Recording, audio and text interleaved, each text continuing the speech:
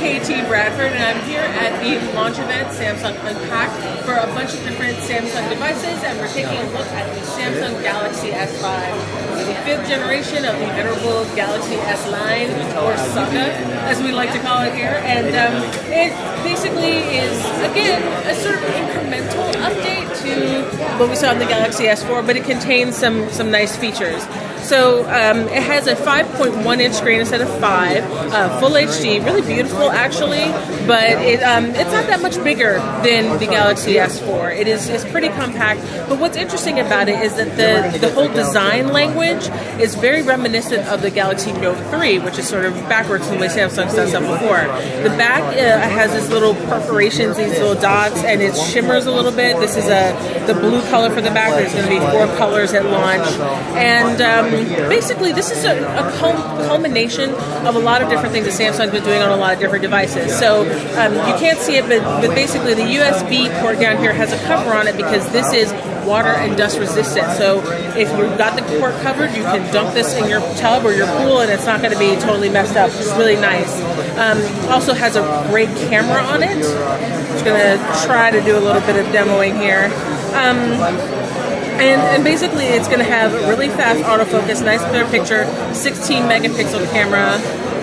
We're taking pictures of other people doing their thing. And just overall, it's really simple to use. Got some nice camera stuff going on there.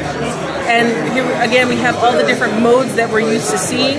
But actually, there are not that many modes preloaded on here, and you can download more. So then this way, there are modes that you just never use. They're not going to necessarily show up in here. You're going to be able to just get rid of them and only deal with the modes that you were looking at. So they simplified the camera while also making it more powerful.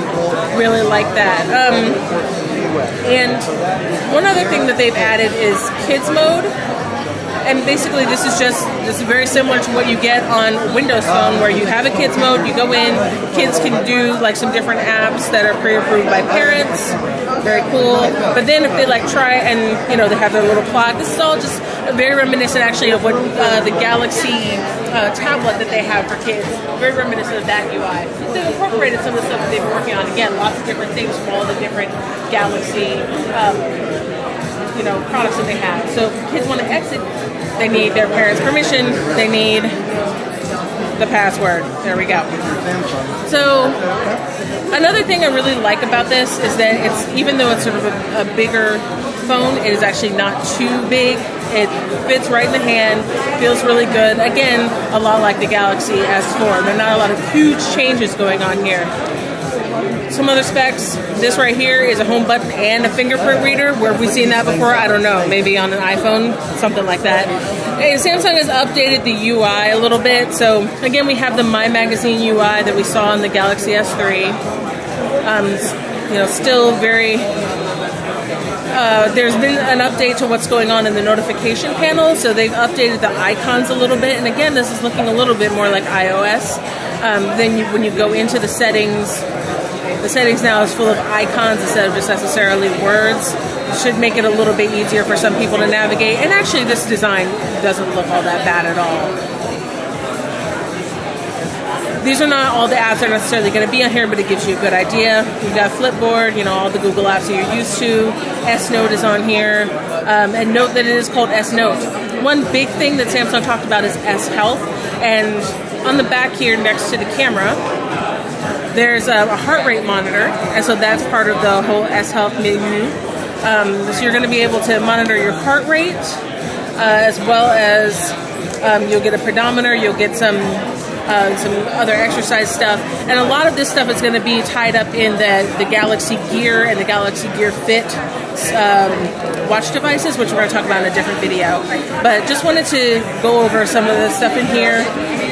I'm liking the UI, even though it's still a little bit cartoony for me, but overall this phone is like a nice update to what the Galaxy S4 gave us. It's not like a huge innovative update, but what it's giving people is it's giving people more of what they liked about the Galaxy S4 with a couple extra nice things like the heart rate monitor, the fingerprint scanner for security stuff, etc. But there's nothing that's so overwhelming and like not needed in here. This is actually quite a good update, I think, just from my first bit of hands-on. This is KT Bradford taking a look at the Galaxy S5. It's going to be out globally in April. Coming to the US when? Don't know. How much is it going to cost? Don't know. So we'll see when April rolls around.